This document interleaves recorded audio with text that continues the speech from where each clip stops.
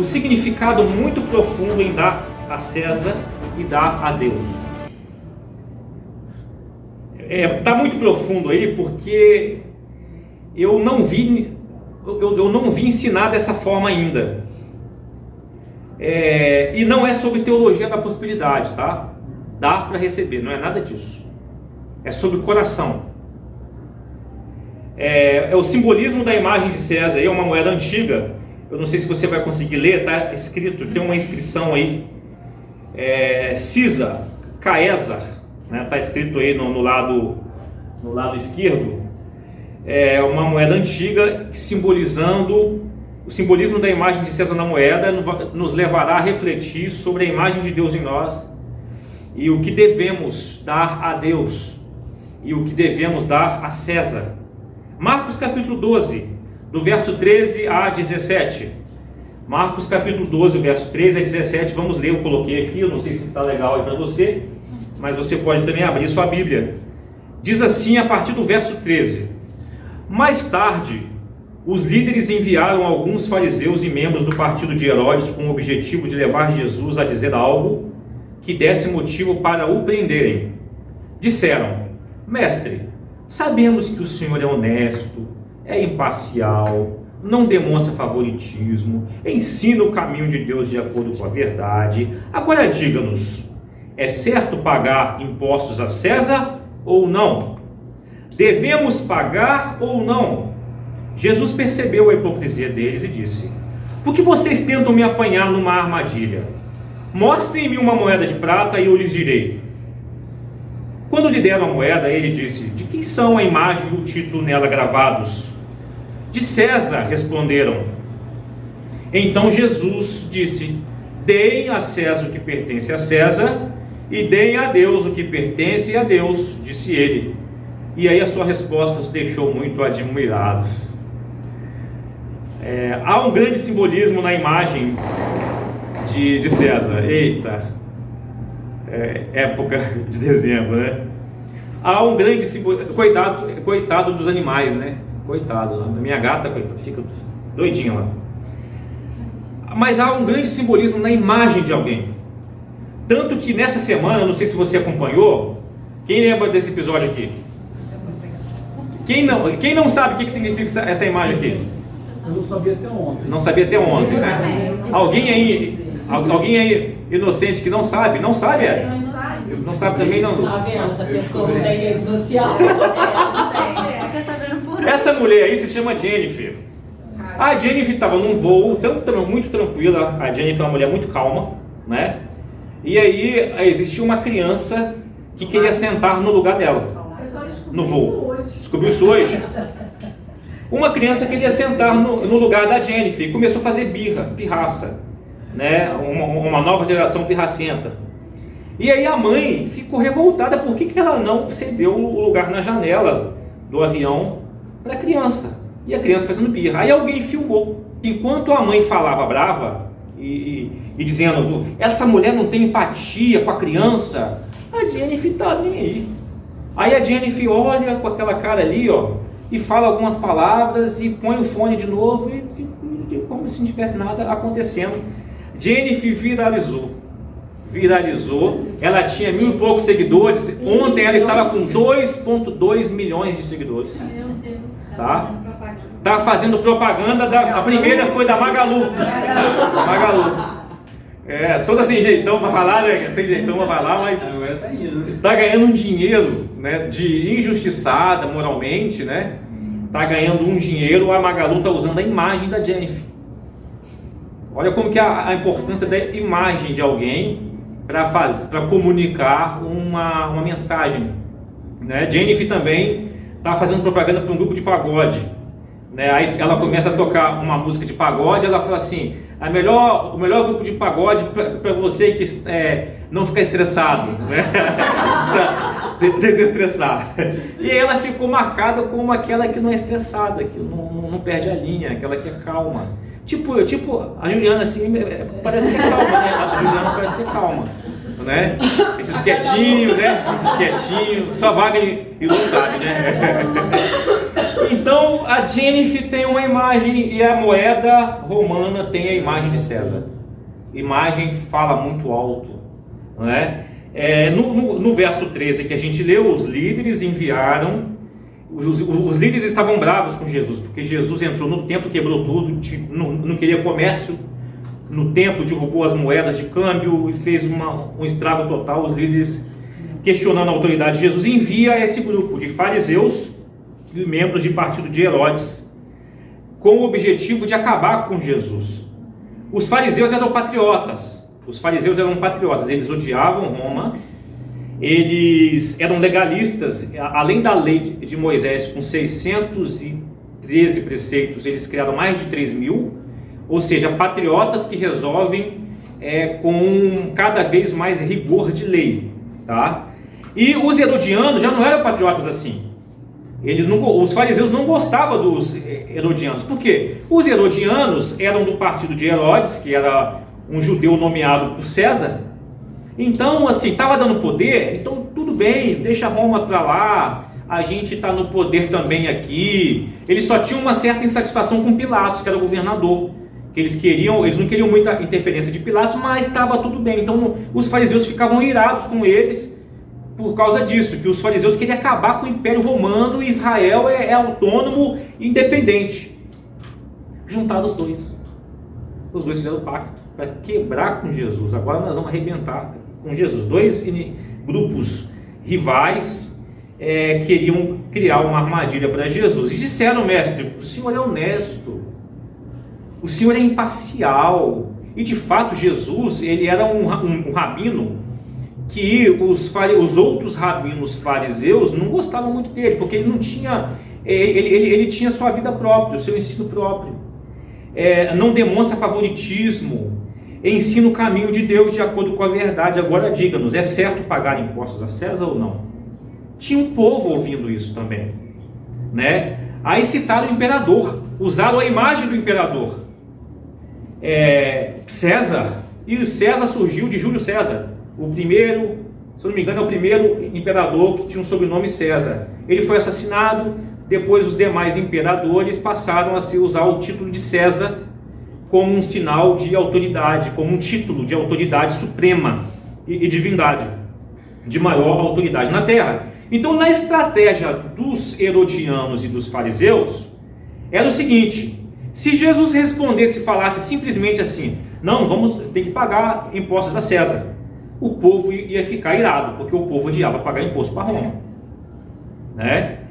Se Jesus, obviamente na lei de Moisés, dizia em Deuteronômio capítulo 17, 15, que eles não deveriam se submeter a nenhum líder estrangeiro, estava na lei, né? Tinha que ser um irmão israelita, não poderia ser estrangeiro. Então essa revolta tinha fundamento até mesmo na lei de Moisés. Se Jesus respondesse, não pague impostos, o poder romano viria e decepava a cabeça de Jesus. Olha que estratégia dos caras. Se Jesus falasse, pague impostos, o povo ia matar Jesus naquela hora. Se Jesus falasse, não pague impostos, Roma viria e decepava Jesus. Devemos pagar ou não? Verso 15. Aí Jesus percebeu a hipocrisia. O nosso mestre é sensacional. Por que vocês tentam me apanhar com uma armadilha? Pega uma moeda aí, pega uma moeda romana aí, pega um denário. Na Almeida Corrigida e Fiel tá assim, ó: mostre-me uma moeda do tributo, que é mais, a tradução é bem fiel ao grego. Mostra-me a moeda do tributo. Aí eles apresentaram uma moeda do tributo com a esfinge de César.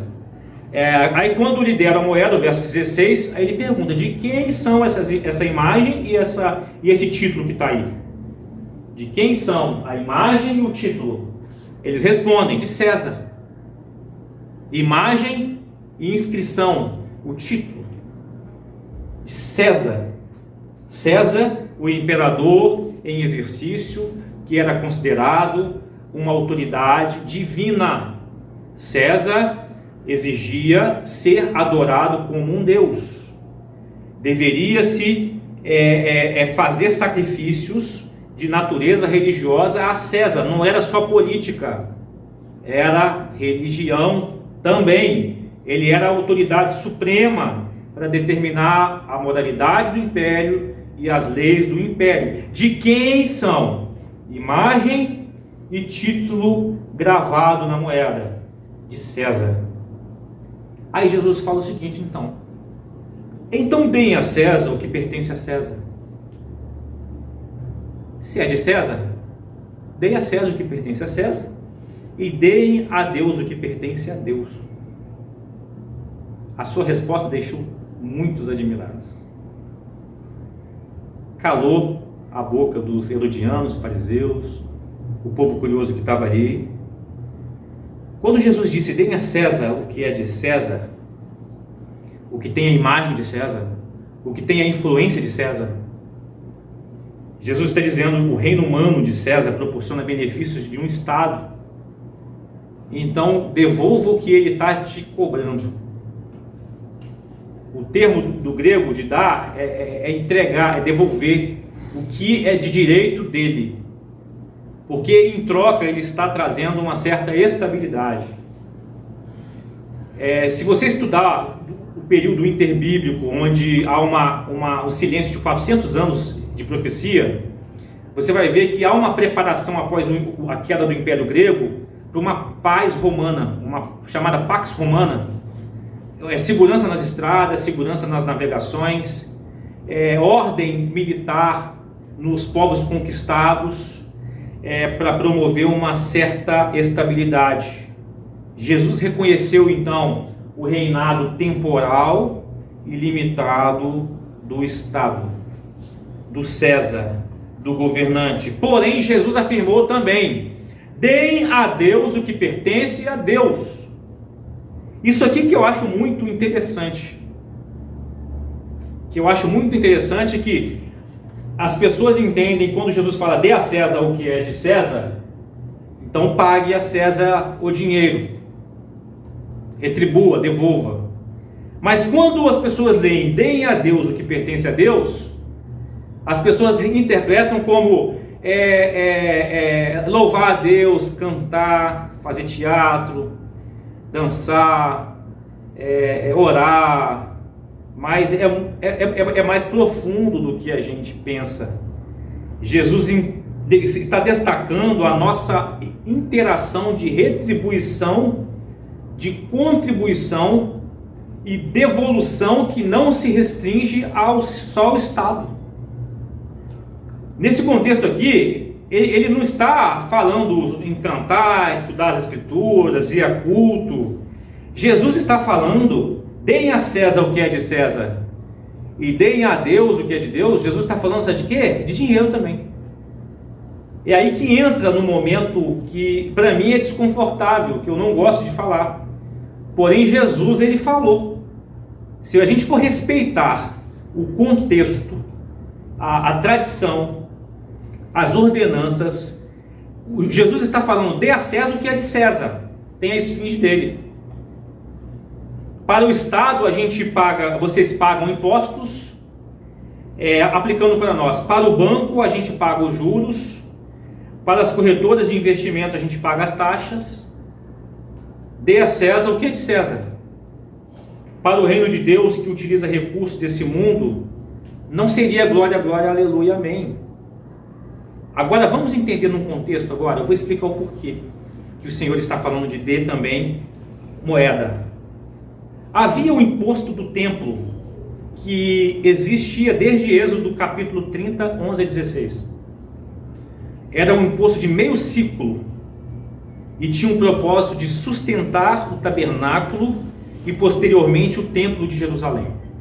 Desde a época de Moisés já havia um imposto do templo. Quem deveria pagar esse imposto?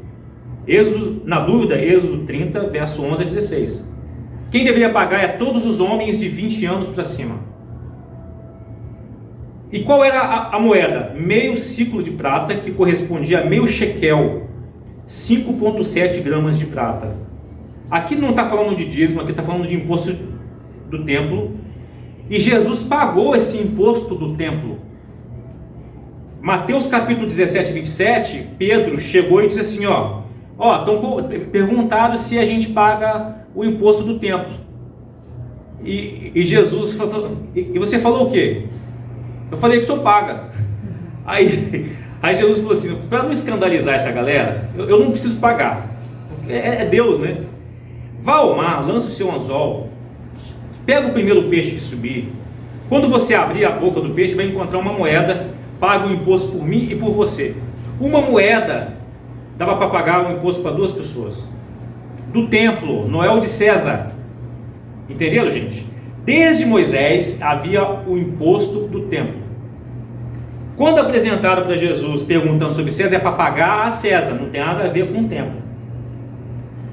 A moeda do imposto não era o denário romano.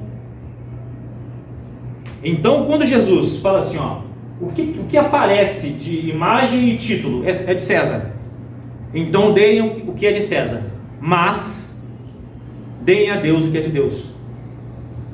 Não devolvam suas moedas apenas ao Estado.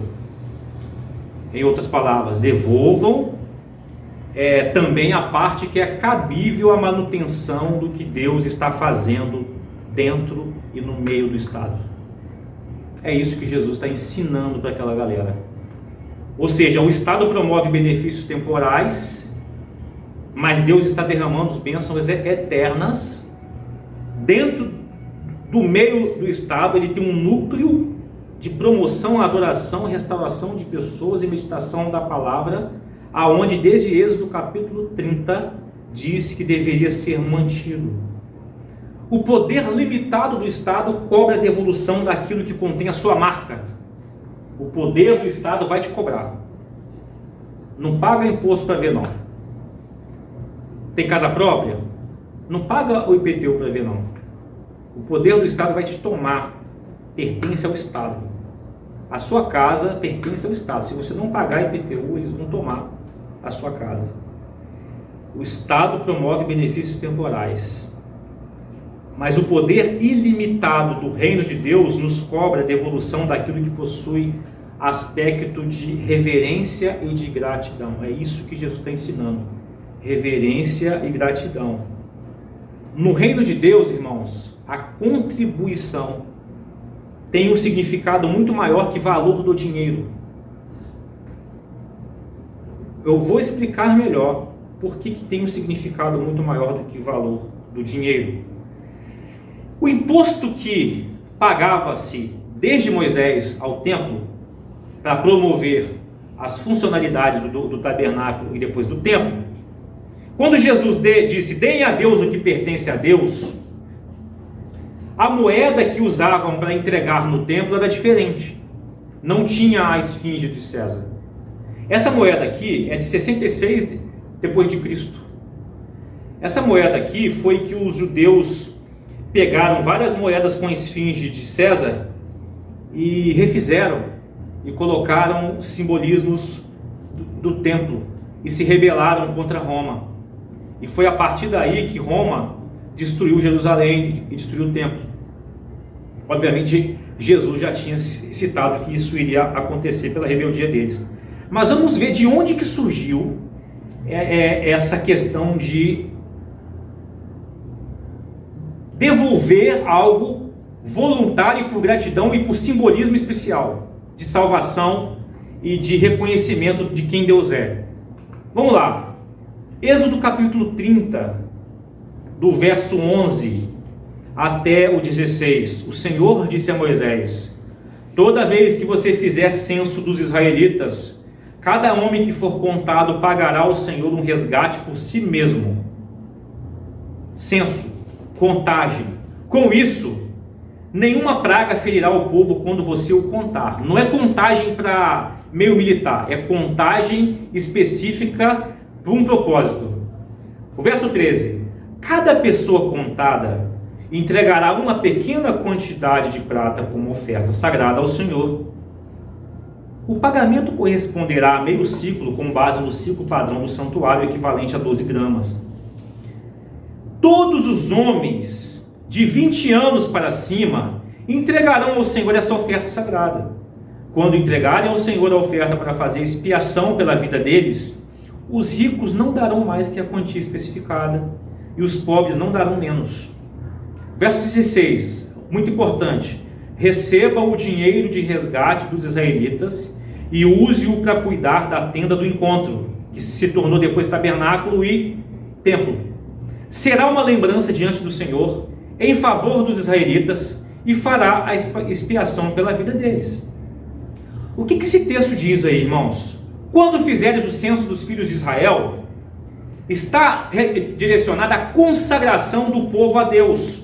O censo, que teria uma prática comum entre as nações para fins militares, nas Escrituras é fim teológico profundo.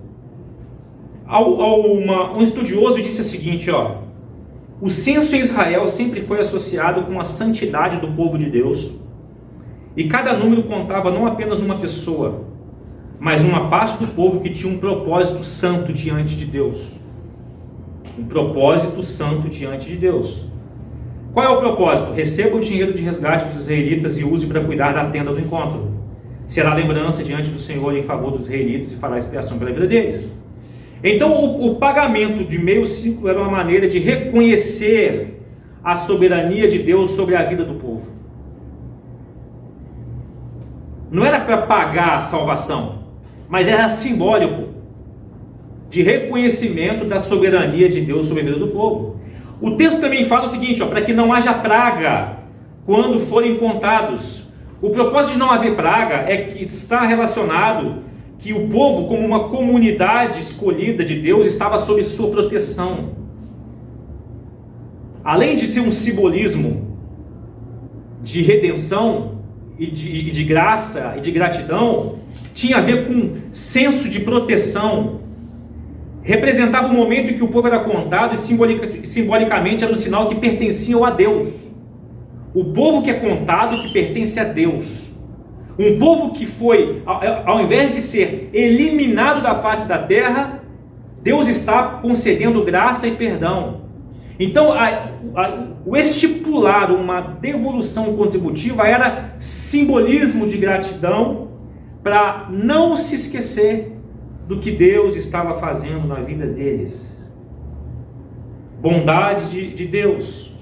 Aí a oferta do meio ciclo de prata lembrava ao povo que a sua vida e que o seu bem-estar estavam nas mãos de Deus. Era isso que esse texto está dizendo.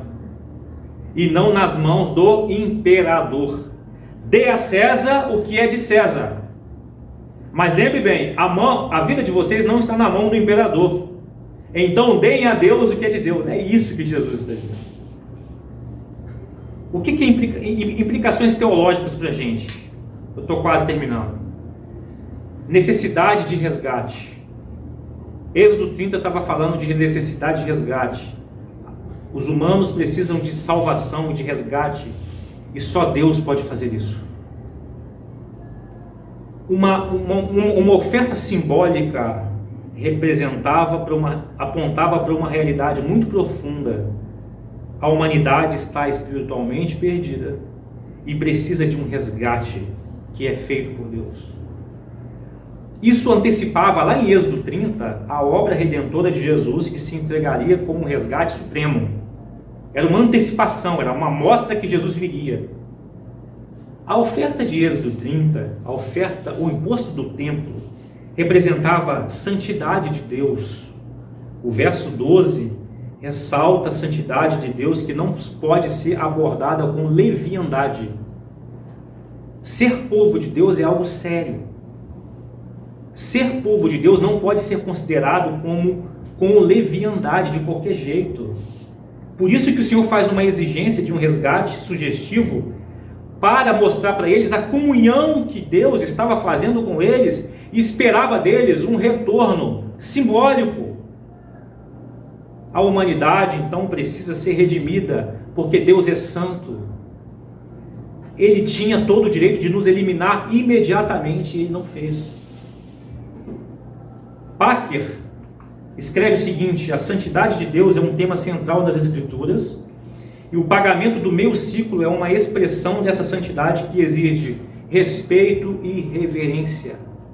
diante de Deus, a gente deve respeitá-lo e reverenciá-lo, assim como nós, diante de César, a gente respeita e reverencia. Dê a César o que é de César, mas dê a Deus o que é de Deus. Não se esqueçam disso. Êxodo capítulo 30, que fala da oferta, do tributo, nos ensina o caráter coletivo da redenção. Está falando de um povo. Resgate não apenas de um indivíduo, mas para a comunidade. E o uso desse resgate, desse valor, era para o bem-estar da adoração em comunidade, do serviço em comunidade. Não é apenas uma questão individual, mas é para o bem-estar do povo de Deus, do corpo de Cristo. Ou seja, todos de 20 anos para cima contribuíram. Para se lembrar de quem Deus é, do que Deus fez, dava uma resposta contributiva. Era chamado o imposto da tenda do encontro, a primeira tendinha de Moisés, depois se passou a ser tabernáculo, depois passou a ser o templo de pedra. Para nós cristãos, esse versículo encontra o seu cumprimento, Números 30 encontra o seu cumprimento na obra de Cristo, que pagou o resgate por nossa vida, por meio do seu sangue. Não se compra, não entendo errado, por favor, não se compra resgate. Cristo fez tudo o que deveria ser feito. Mas Jesus está nos dizendo: deem a César o que é de César, deem a Deus o que pertence a Deus. Se antes do sacrifício de Cristo já era ensinado sobre o custo simbólico do resgate, no Antigo Testamento ninguém está pagando resgate, é simbólico. Imagine após o sacrifício de Cristo como deveria ser a nossa reverência de contribuição à comunidade de Deus para promover a redenção de muitos. É isso que o texto está ensinando a gente. De Êxodo 30 para cá, quantos mil anos foram? Até hoje, a gente está sendo convocado para a gente ser muito mais gratos e tementes a Deus do que a César.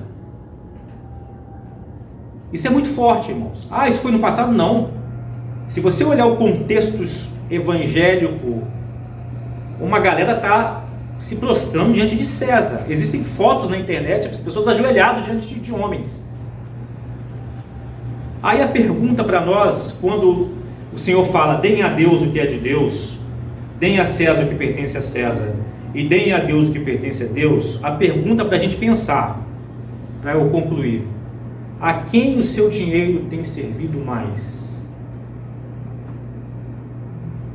A César ou a Deus?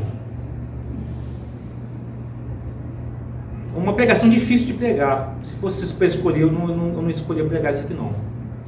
Tá? Eu tenho muita dificuldade, mas eu preciso ser fiel. Por isso que a pregação expositiva você não pode correr dela. Quando você está pregando capítulo por capítulo, você não tem como correr. A quem o seu dinheiro, o meu dinheiro tem servido mais? A Deus ou a César? A quem a gente tem mais agradado? A César ou a Deus? Quanto César tem recebido? E eu me lembrei de Mateus 6, quanto Mamon tem recebido? Quantos juros a gente já pagou a Mamon do cheque especial? O dinheiro que a gente deveria usar com sabedoria para o reino de Deus, porque o reino de Deus mexe com dinheiro também, gente. Riquezas, o Senhor nos dá riquezas para a gente exercer a misericórdia, resgatar pessoas, promover a comunhão, promover a estruturas para culto de adoração. Existe todo um contexto que o Senhor reconhece nesse texto. Dê a César o que é de César e deem a Deus o que é de Deus. Quanto Mamon tem recebido? Quanto dinheiro que eu já dei para Mamon? Muita coisa. Estou falando de mim, tá? Eu não estou falando parábola, não. Estou falando literalmente. Lá em casa a gente já ofertou para Mamon bastante dinheiro. Quantas vezes? E quanto Deus tem recebido? Porque assim, deem a Deus o que pertence a Deus. É muito fácil a gente querer escapar disso aqui. Não, Deus está falando de louvor, é de cantar louvor, é de tocar música, de estudar a palavra.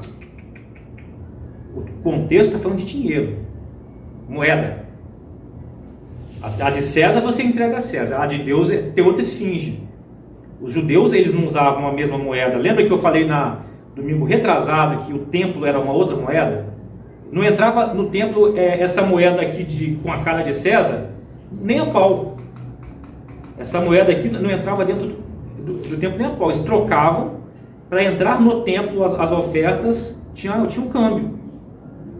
Com essa cara não, eles odiavam César.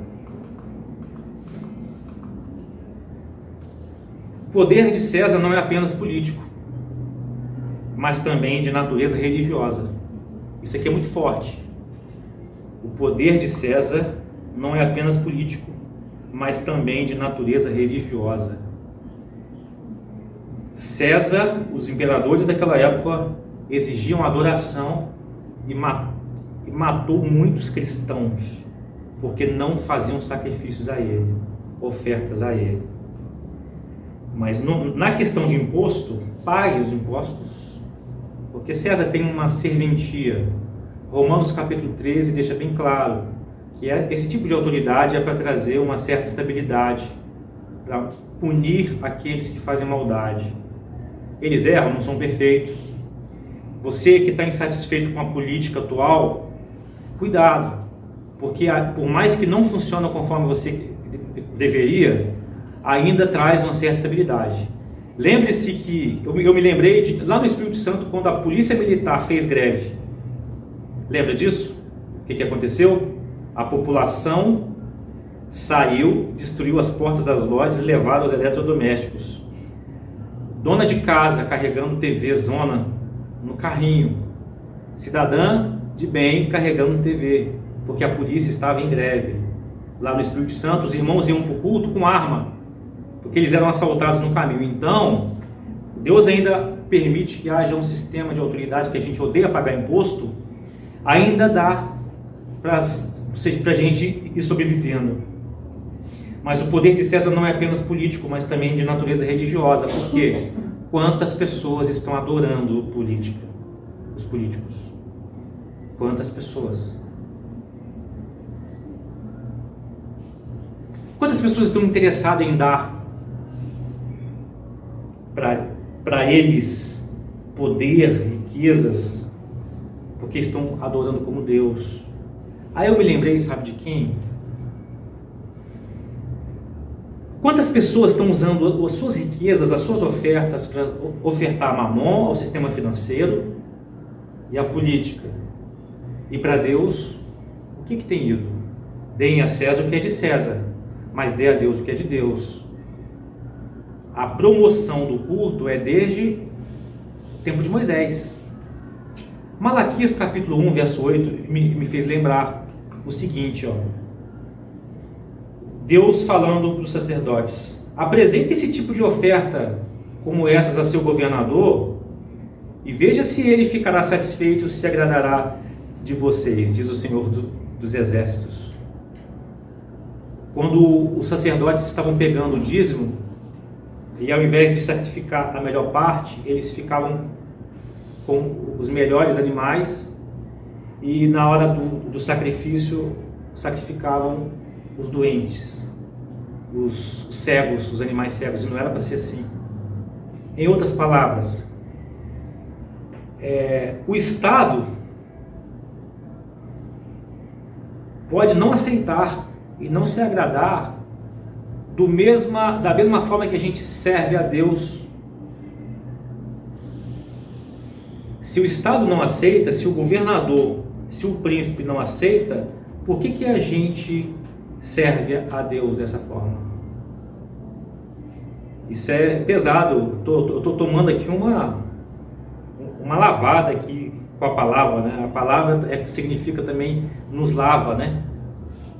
Não honremos apenas ao Estado. As nossas finanças também têm outro dono. Deus. Dê a César o que é de César, dê a Deus o que é de Deus. Nós devemos devolver o que Deus nos deu para promover a manutenção do que Deus está fazendo por meio da igreja, por meio de um povo. Êxodo capítulo 30, quando tudo começou, o imposto do templo era para a manutenção da adoração, da promoção de culto, da estrutura de culto. Êxodo 30, 16, use isso que eu estou solicitando para cuidar da tenda do encontro, será uma lembrança diante do Senhor. Jesus, quando veio à terra, irmãos, ele foi sustentado por mulheres que ofertavam. Então, o ministério de Jesus foi promovido porque mulheres ofertaram para lhe dar sustentabilidade, para promover a redenção. O Estado promove benefícios temporais, Deus está derramando benefícios e bênçãos eternas para nós. É isso que essa mensagem quer nos ensinar. Aí alguém disse o seguinte, que em Números 30, o que o adorador sincero pagou foi ao mesmo tempo fruto e o sinal de sua fé na bondade do Senhor, que redimiu e o trouxe para a aliança. Então, no reino de César, a gente paga tributo, às vezes com raiva. Com raiva, irmãos, é difícil demais. Vai chegar em março, todos nós aqui, tem gente que é ansioso e antecipa, né? Mas eu lá para abril eu começo a fazer a minha declaração de imposto de renda. Como que eu fico bravo de ter que declarar, né? Como que eu fico bravo? Como que o leão, o símbolo é um leão que morde, eu fico bravo. Então César exige, dê a César o que é de César. Aí quando Jesus fala dê a Deus o que é de Deus, Deus não exige. Ele está trazendo para nós uma reflexão de que se a gente acredita na bondade, na fidelidade de Deus, que faz tudo por nós, nos entregou seu Filho, e Ele usa esse tipo de contribuição, mostrando a sua santidade, para trazermos reverência e liberalidade, a gente deve fazer com gratidão e com amor, e com alegria. Aí o apóstolo Paulo escreve, Deus ama quem dá com alegria. É você e Deus, é o seu processo de adoração, de como você entende da coletividade que necessita de redenção e de quantos que precisam ser alcançados pela redenção. Ofertar, então a gente aprendeu aqui que o ato de ofertar tem a ver com lembrar-se de redenção e ter gratidão com o que está fazendo, em reverência à santidade de Deus. A gente não exige, não cobra, não tem SPC, mas eu como pastor preciso ensinar isso. É a minha árdua missão ensinar. Árdua quando eu sou carnal para falar, mas quando eu sou espiritual, é a minha nobre missão de lembrar que o Senhor nos redimiu, que quando em Números 30 está nos trazendo a memória que quando fosse ofertar o tributo, tinha que lembrar da apaziguamento da ira, expiação é apaziguamento da ira, é motivo de alegria e de desejar fazer, de espontaneidade, de brigar para ofertar, a grosso modo falando, porque Deus é bom, porque não é César que me mantém. Deem a César o que é de César. O que César vai fazer? Ele vai prestar contas a Deus no dia do juízo. Mas deem a Deus o que é de Deus. Deus continua operando na face da terra por uma coletividade que precisa de uma estrutura para promover a adoração e alcance de muitas pessoas que na história da igreja foram alcançadas. O correto de dar a Deus o que é de Deus é reconhecer a sua bondade, a sua soberania e o seu cuidado sobre nós. Vamos orar. reflita aí agora nesse momento que você tem com Deus, como que está o dar a César. Aí a gente agrega, Jesus em Mateus 6 falou, não podeis servir a dois senhores. Aí ele usa Mamon, o Deus do dinheiro, né? Ou adore, ou vai servir a Mamon, ou vai servir a Deus. Como é que está o que Deus tem promovido de recursos e o uso desses recursos na sua vida? Pode ser que é necessário um processo de libertação, um processo de aprendizado, de administração, buscar a sabedoria em Deus, buscar a sabedoria com os irmãos. Pode ser que seja necessário arrependimento da forma que a gente tem reconhecido César, Mamon e Deus. Lembre-se da bondade, da fidelidade. César está debaixo do governo de Deus. Lembre-se do que Jesus fez. Lembre-se do propósito de ofertar ao Senhor. Peça ao Senhor libertação financeira. Peça ao Senhor para quebrar todas as barreiras que nos impedem de prosperar. Por que pode ser que não estejamos prosperando? Vamos orar. Olha o Senhor agora. Senhor, eu oro, Senhor, para que haja bênção sobre nós. Eu oro, Senhor, por riquezas para o seu povo.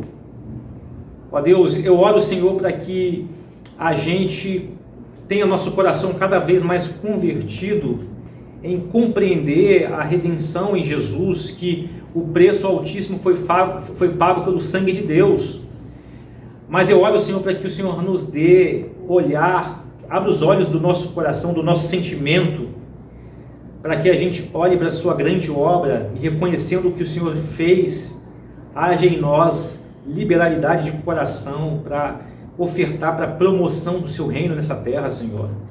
Muitas vezes nós não temos coragem de ir, mas a gente pode enviar missionários, Senhor. Por quê? Muitas vezes, Senhor, a gente não tem sabedoria para falar, mas a gente pode promover estruturas, Senhor. Então, Senhor, que a sua mensagem do honrar a César e honrar a Deus, Senhor, esteja bem desenhada em nossos pensamentos, Senhor. Obrigado, Senhor, porque nós não somos uma igreja em que faz barganha com Deus. A gente entendeu que não é ofertar que nos tornará ricos. Simplesmente a gente entende que o ofertar é participar da sua obra redentora, entendendo o que o Senhor já fez por nós, Senhor. Então, dê riquezas ao teu povo, Senhor. Abençoe aqueles que estão passando dificuldades para dominar o seu coração, para dominar nessa organização financeira, Senhor. Dê sabedoria a nós, dê liberdade, repreenda os espíritos malignos que possam estar agindo na nossa vida financeira, Senhor. Por favor, converta o nosso coração cada dia mais ao Senhor. É o que eu oro em nome de Jesus. Nós oramos, amém e amém.